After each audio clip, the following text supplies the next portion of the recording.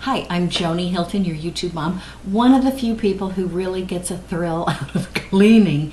But I'm also aware not everybody enjoys tidying up, organizing, and cleaning. It's a pain, it's a struggle.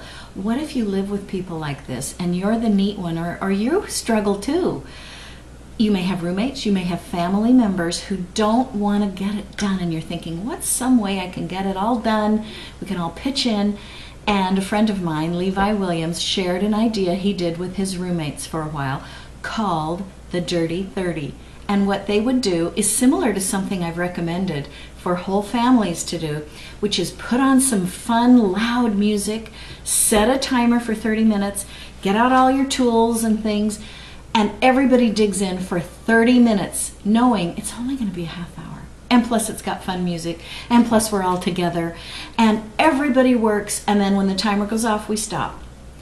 And if you do that every week or every few days or whenever it just gets impossible to live like this, you'll have fun and you'll get everybody on board. I love this tip because it's not too, you're not eating the elephant all at once. It's just a small commitment.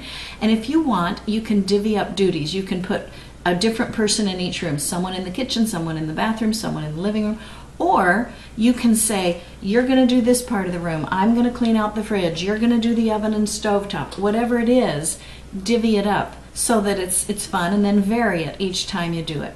Now, if you have a great tip, and I recently got a wonderful tip from my friend Marilyn Lund about how to read the codes on an egg carton. There's a separate video on that. If you have a tip like that that you'd like to see me share, just leave it in the comments. I'd love to hear from you. And scroll through, you'll see there are hundreds of life hacks on here and great DIY things. So, I'm Joni Hilton, your YouTube mom. We'll see you next time.